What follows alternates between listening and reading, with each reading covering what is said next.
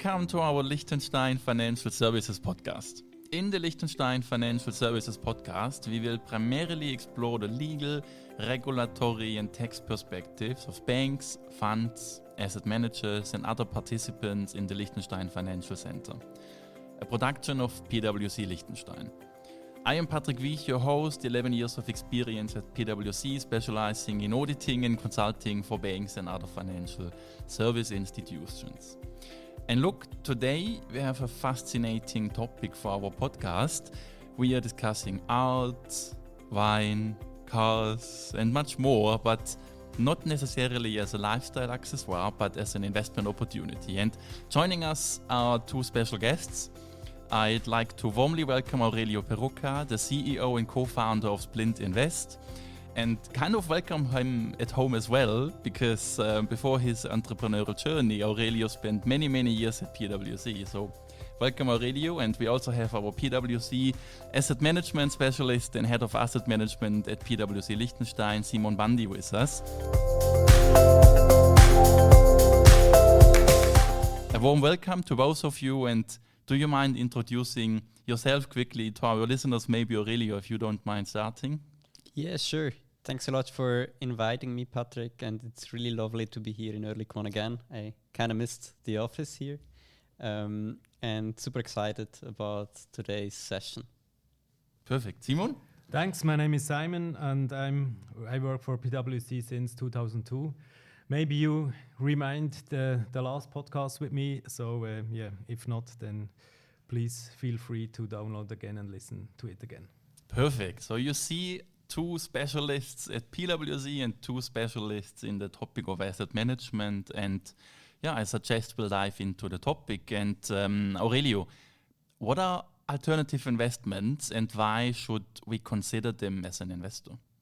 Well, I think the term itself is super broad, and basically you could consider everything as an alternative investment which doesn't belong to the traditional world, so stocks, bonds, and stuff like that. So basically hedge funds, private equity funds, venture capital, but also collectibles and luxury items. And I think that's the topic of today. So art, wine, whiskey, watches, cars, and more. Even like Lego is meanwhile considered an alternative investment, which I really appreciate. It's combining a hobby and monetary value. And why should you consider those assets? Basically, I think it's always important to mention that they are not competing with traditional investments. I'm a strong believer of the core satellite strategy, and for me, alternative investments like collectibles and art are definitely a satellite. Why do I include them in my portfolio? Basically because I like diversification, and alternative assets tend to not correlate with traditional markets in terms of value development, which ultimately leads to an improved Sharpe ratio of your overall portfolio by adding them. Awesome. Aurelio, you said alternative investments such as art, wine or Lego offer diversification and potentially high returns. It's probably, if I may, it was previously reserved for wealthy people primarily, or it's probably now opened it a bit to the broader audience. In your opinion, what are the challenges when it comes to access, structure, and especially trust in the area of alternative investments? There are plenty of challenges, and as you pointed out correctly, it's usually you need a lot of capital and a lot of liquidity to invest in such categories like art, wine, and whiskey. Also, because I think it's worth mentioning for people fully familiar with those categories, it's obvious. But for people who aren't that familiar, it's definitely worth mentioning that if we talk about art, probably not even 1% of all art pieces out there are investment grade. Same for wine, same for whiskey. So we are always talking about like the top 0.5%, and usually these kind of assets are super expensive. And as you pointed out, like it was preserved for wealthy individuals, for family offices, for institutional investors. However, nowadays you have very good solutions in the market, mainly pushed or promoted through tokenization. which allow a broader audience to get access to those investments. But from my perspective, if we talk about this topic of democratization of alternative investments, the biggest challenge remains and will remain the topic of illiquidity. Yeah, this is maybe where exactly AIF comes into play, and maybe Simon, can you briefly explain what an AIF is and explain AIF as a solution in terms of its structure and benefits, especially as Aurelio pointed out when it comes to illiquidity? Of course. So AIF is a regulated investment fund for alternative investments. It can be in flexible structures, so you see the contractual fund, but you can also have it in a SICAV, or even now in a LTIF. As elaborated in my last podcast, Liechtenstein is a very attractive market as those funds are EU regulated and can be distributed therefore in Europe, but also for qualified investors in Switzerland. Benefits for investors therefore are that the fund is managed and administrated by professional parties. The fund is audited and also regulated vehicle under the supervision of the FMI. There are also several requirements regarding transparency and accountability. For example, regarding illiquidity, it's possible then to have a closed-end fund and to wait until the assets have been sold. Aurelio, what's your point of view with regard from a practical perspective? In terms of making alternative assets more accessible, using an alternative investment fund is definitely a good option.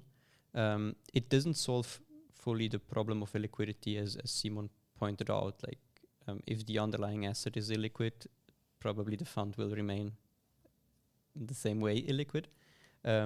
But generally, it's definitely a good regulatory framework to offer investment opportunities in that area. Maybe it leads to more trust, scalability, standardization. Simon, who is involved actually in setting up an AIF? Well, there are several players. So first of all, it's the AFM, so the fund manager with the license, and then also the administrator or fund management company. The AFM and the fund management company could also be the same company. Then you also have the promoter. This is the party who brings the assets and investors, and therefore also is distributing the funds and often also acting as an advisor. This advisor does not necessarily need a license, but of course then gets challenged by the formal manager.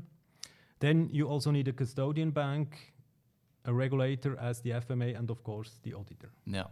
So we see a lot of stakeholders despite all the benefits. Let me repeat the benefits: trust, scalability, standardization. But many stakeholders. Aurelio, from your perspective as a founder of such a structure, what does this mean? I mean, there are always pros and cons in everything. And if we quickly reflect on the topic of alternative investments like art, cars, and whiskey and more, I've experienced both worlds. Like, we offer a self-service app where you can buy fractions on your own of such assets. And we also start offering now a fully regulated alternative investment fund as described by Simon.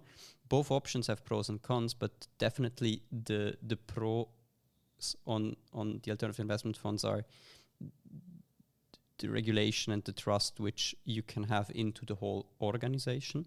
On the other hand, you have also to always consider costs. And in terms of costs, to maintain this framework of an alternative investment fund with all the stakeholders, that's super costly. If I compare it to the tokenized world where you can simply use the blockchain to tokenize ownership rights and to distribute them, that's significantly more effective and cheaper. But you don't have all the parties involved creating that trust. Okay, that's interesting. Simon, maybe can you give a bit more details about what the costs are that Aurelio is pointing out here? Well, it always depends on complexity and also on the volume. So first of all, you have the initial cost, so you need to structure the whole project. Then maybe you need a consultant, you need some setup fee, licensing costs. Then it also depends if you need the license or if you work with licensed parties. When you work with licensed parties, then the setup is in the beginning less costly, but of course the running costs are then higher. So in my experience, the setup costs can go up up to 100,000 or even more, depending really on the complexity. Then the running costs include administration, audit, reporting, custodian fees, and also other costs. Also here, depending on the volume and complexity. So, for example, for a custodian bank, I think it starts at 15,000 Swiss francs, and then the administration cost starts at 13,000 Swiss francs, but of course, then depending on the volume. So then, of course, you also need the management fee, and this here we see that it's starting at 0.5%, but goes up to 2%. Simon, we have you here and pointing out so many stakeholders, so many costs. So, Aurelio, but despite all of these challenges, right, the stakeholders, the costs, it still seems attractive for you to enter into such a structure, right?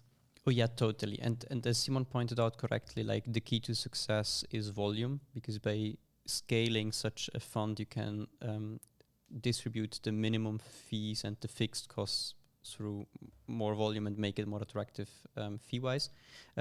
Why do we believe it's worth doing it, and why did we choose this option? Is simply because the market is still like used to it, like it's an established form of investing. And the second point is like it's still the case that most investors out there, they prefer to have someone to take care of their money. In a decentralized finance world where you have like, or even in a centralized finance with all the broker apps, you're always a self-service investor, so you have to manage your own portfolio, and by choosing the other side, like an alternative investment fund, you can delegate the management to the fund, and this is super convenient, and that's why people still like it and prefer it. Interesting, yeah. So we talked about the benefits of an AIF. We talked about the many stakeholders, about costs. What we haven't talked about, Aurelio, is, and this is probably interesting to our listeners as well, is the process from the idea to the effective launch, right? So can you explain how this works? And Simon, feel free then to add your thoughts as well. Yeah, sure. We started basically 6 months ago with elaborating on all the processes. The original idea was just like, hey, how can we make such assets like art, wine, whiskey accessible as a portfolio to our audience, rather than offering it through our mobile app. And the first initial step was actually to get all the stakeholders on one table, which was challenging, because this kind of process, or like the players in that industry, they're used to certain things. And everything which doesn't fit into their general way of thinking is always like, you need very good and convincing arguments to get them on a table.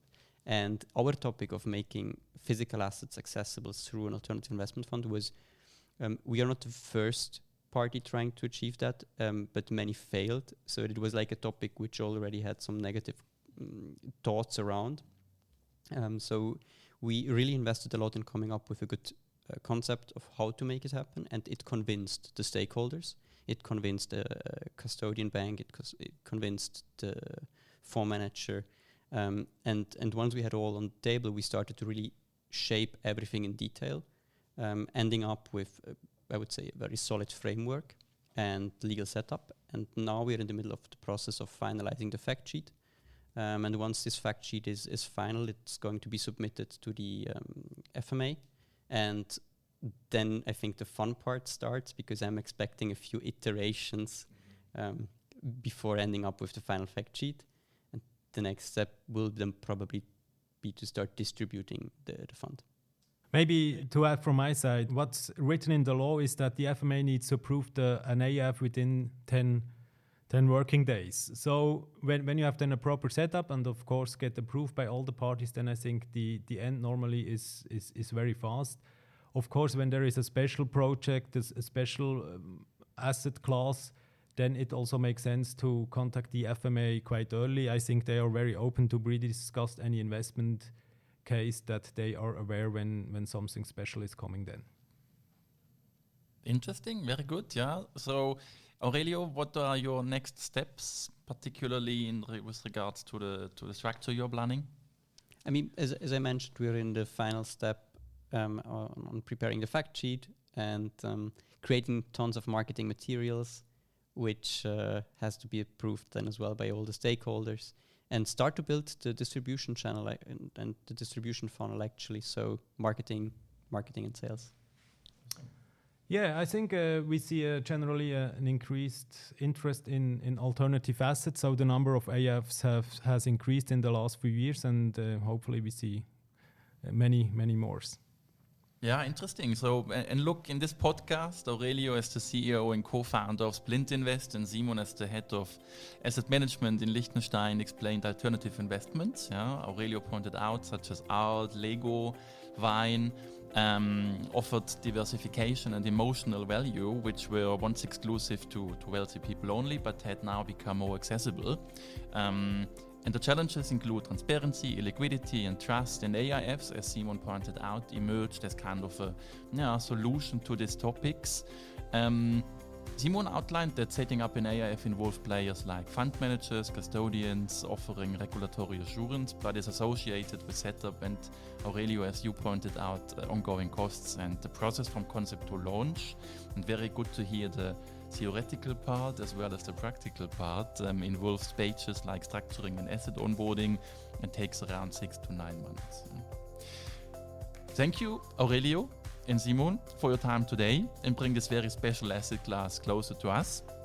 And from this basis, we will dive into new topics such as legal, regulatory, or other topics in future episodes. So please stay tuned for our upcoming episodes. And in the meantime, contact us for a personal exchange on how Liechtenstein can fit into your agenda.